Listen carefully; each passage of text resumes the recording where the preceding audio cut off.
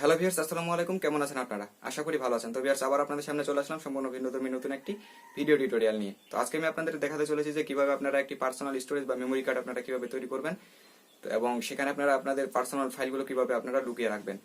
তো আমরা যারা মেমোরি কার্ডে অনেক সময় ফাইল সেভ করে রাখি, তো সেক্ষেত্রে আমাদের মেমোরি কার্ড নষ্ট হয়ে যায় বা সমস্যা হয়, তো সেক্ষেত্রে আমরা এইটি ইউজ করতে পারি। তো চলুন আর সময় নষ্ট না করে ভিডিওটি শুরু করা যাক।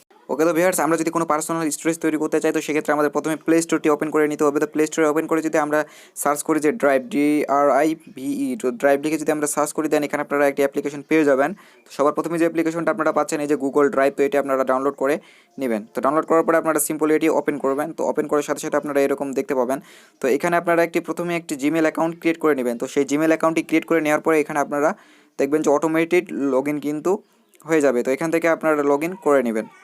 তো আমি একটি জিমেল আমার মনে করেন এটা ক্রিয়েট করা আছে, তো আমি এটি লগ ইন করে নিলাম। তো করে নেওয়ার পরে আপনারা এখান থেকে যে কোনো এখন ফাইল টাইল আপনারা এখানে সব কিছু কিন্তু সেভ করে রাখতে পারেন। তো এর জন্য আপনাদের কী করতে হবে, আপনারা যদি এই যে একটু স্ক্রল করেন, তাহলে এখানে একটি প্লাস নামক একটা আইকন আপনারা দেখতে পাচ্ছেন। তো এই প্লাস আইকনে আপনারা ক্লিক করে এই আপলোডে যদি আপনারা ক্লিক করেন, দেন এখানে আপনারা আপনার যে কোনো ফাইল কিন্তু আপনারা এখানে আপলোড করে রাখতে পারেন। তো এটা কিন্তু একবারে সেভ, আপনারা শুধু ইমেল অ্যাকাউন্টের যে নাম্বারটি আছে সেটি শুধু মনে রাখবেন।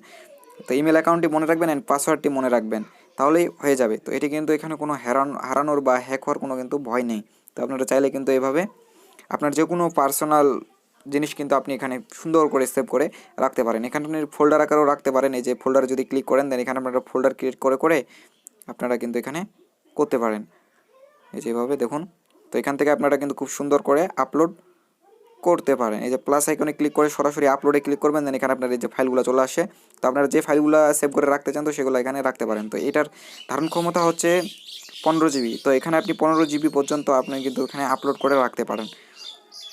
তো এটি ছিল মূলত আজকের ভিডিওর বিষয়। তো ভিডিওটি ভালো লাগলে অবশ্যই লাইক, কমেন্ট এবং শেয়ার করবেন, আর আমার চ্যানেলটি সাবস্ক্রাইব করে আমার সাথে থাকবেন।